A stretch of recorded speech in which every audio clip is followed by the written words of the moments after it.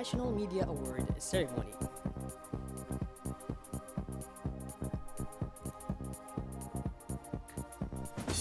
And on the international scene in Egypt, at least 32 dead and more than 150 injured in train collision.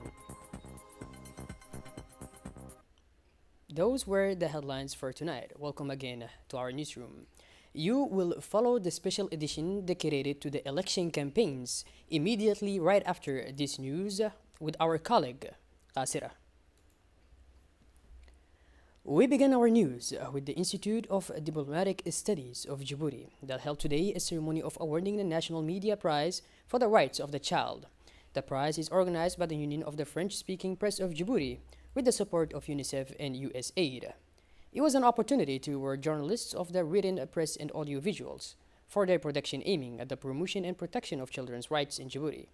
This ceremony was attended by the UNICEF representative in Djibouti, Mrs. Melfa Johnson, the technical advisor of the Minister of Communication in charge of Posts and Telecommunications, Mrs. Aisha Mohammed, Telecommunications, Mrs. Aisha Mohammed Roble, the President of the Union of the French-speaking Press of Djibouti, Mr. Candid Ibrahim Hussein, and many guests from the small world of media in Djibouti. In a speech delivered on this occasion, the President of UPF Djibouti recalled the important role played by the national media in the fight against COVID-19, but also the promotion and protection of children's rights, which they have made a daily struggle. The national press has a primary role to play in the defense of children's rights and is committed to working alongside UNICEF to advance the cause of children, he said. For her part, the representative of UNICEF in Djibouti, Mrs. Melfa Johnson, she welcomed the collaboration between UNICEF and UPF Djibouti to involve media professionals in the promotion and protection of children's rights of children. The Republic of Djibouti has made a lot of efforts to improve the conditions of children with the support of its partners like UNICEF. Melfa Johnson stressed the importance of the media and journalists in the promotion of children's rights and particularly their crucial role in the context marked by the COVID-19 by providing accurate and reliable information to the public. She congratulated the winners of this first edition of the National Media Award for the Rights of the Child for their commitment and professionalism and reporting on this cause and encouraged journalists to continue their work for the rights of the child. Moving on, the ambassador of the Islamic Republic of Pakistan associated to Djibouti with the residence in Addis Ababa organized yesterday evening at the Kempeski Palace at Djibouti a reception. The ceremony was marked by a speech in English of the ambassador of Pakistan in Djibouti, Mr. Shuzaib Abbas, who said in substance, "Today, as always, we are extremely grateful to the founder of our nation and great leader, Muhammad Ali Jinnah, as well as our national poet, Muhammad Iqbal, and several thousands of our heroes, brothers and sisters who sacrificed their lives for the great struggle of the independence of Pakistan. Namely, the history of Pakistan begins with the idea of creating a nation for the Muslims of the Indian subcontinent under the British Raj, with the influence of intellectuals in the Muslim League. He also welcomed the excellent bilateral relations between the Republic of Djibouti and his country. As such, he assured of the willingness of the country to consolidate diplomatic and economic relations with Djibouti."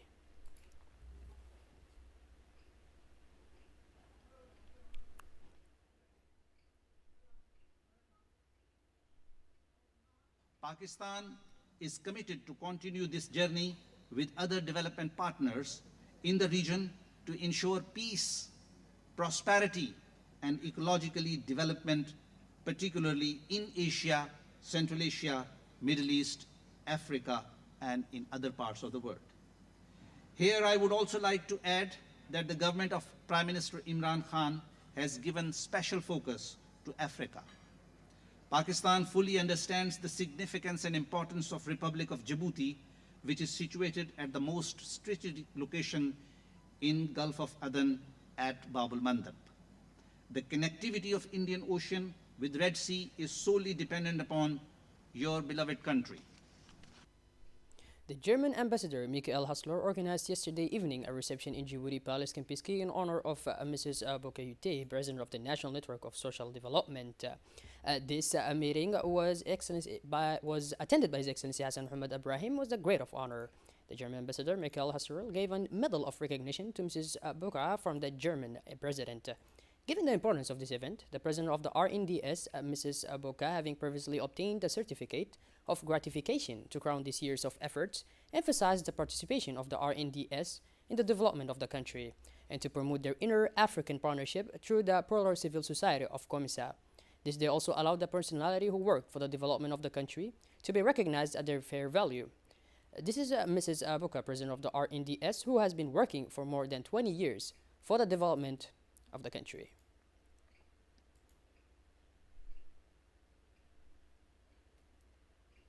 Still on the national scene, March 23rd, 2021, the IOM Djibouti, in collaboration with the European Union IOM Joint Initiative Program, celebrated the fourth anniversary of the protection and reintegration of migrants at the MRC in Oboh. The project, funded by the European Union Trust Fund for Stability in addressing the root causes of irregular migration and displacement in Africa, aims to address aspects of stability and contribute to better migration management in addressing the root causes of destabilization, forced displacement, and irregular migration.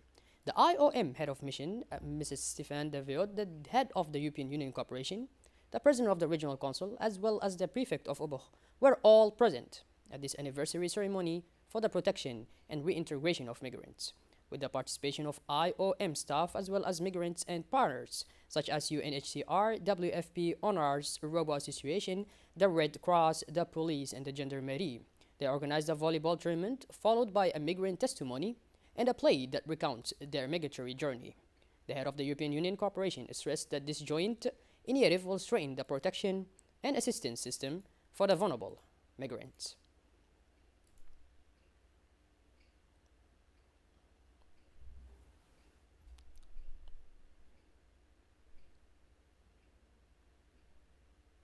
Moving on to sports, a training course on first aid techniques ended on Thursday in Renda in the region of Tajara.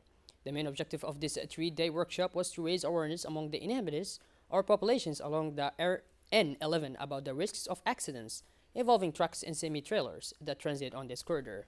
A team from the sub-prefecture of Renda was trained in first aid in case of an accident. The commitment and efforts made by the participants during this training was rewarded with certificates.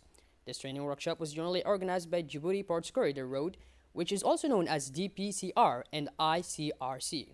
This closing ceremony was attended by the Deputy Prefect of Tajura, the Director General of the DPCR, Abdi Ibrahim Farah, the Director of Operations of the DPCR, and the representative of ICRC.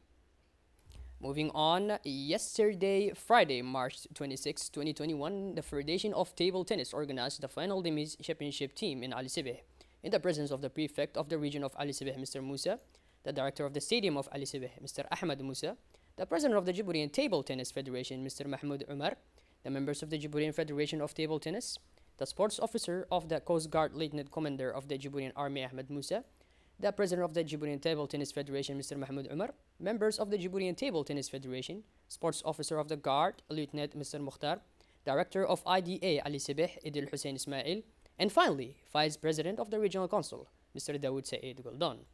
The semifinals were opposed by the following teams: Coast Guard, Republican Guard, Gendarmerie, and the African Institute of Djibouti. The championship took place in Ali Sibeh, and the kickoff of the matches were launched by the Prefect of Ali Sibeh, the President of the Djiboutian Table Tennis Federation, and senior officials of ASCA. The first tennis match was between the Gendarmerie team and the African Institute of Djibouti, and the match was won by the Gendarmerie, and the second match was between the Coast Guard and the Republican Guard, and it was the Coast Guard that won. And in the final, we will have the Gendarmerie team against the Coast Guard. Let's remember that the Djibouti Table Tennis Federation gave a table and ping pong equipment to the Vice President of the Regional Council, Mr. Dawood Saeed Guldan, and the Director of the Sports Complex of Ali Sibeh, Mr. Ahmed Musa. And now a wanted poster, an elderly person, Al-Haj Musa Farah. He was wearing a yellow shirt, a civiled shirt, a yellow checked futa, a hat, a black and brown imama, and brown sandals. He was also carrying a cane. Please contact the following numbers: 77685678 and 77624511. I repeat again, 77685678 and 77624511.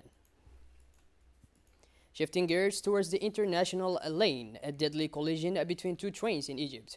At least 32 people were killed and 66 injured Friday in a collision between two trains in southern Egypt, the health ministry said, the latest deadly rail accident to hit the country. Friday's accident comes as Egypt faces another major transportation challenge, with a giant container ship blocking the Suez Canal and causing huge traffic jams at either end of the canal. Still in Egypt, will it take a few days or a few weeks to unblock the Suez canals? Efforts continued on Friday to free a 400-meter long container ship that has been stuck since Tuesday across the crucial route for maritime freight, which has been badly affected. The company commissioned to rescue the Ever Given was cautious, mentioning days or even weeks for the resumption of traffic on the canal, which is 10% of international maritime trade. According to experts, since Wednesday, the Egyptian Suez Canal Authority, which is also known as CSA, has been trying to free the vessel, which weighs more than 2,200 tons and is the length of 4 soccer fields, stuck in the south of the canal, a few kilometers from the city of Suez. By this, our beloved viewers, we arrive at the end of our news. Thank you for being with us and have a good night, and make sure to follow our colleague Gasera for the election news. Thank you very much.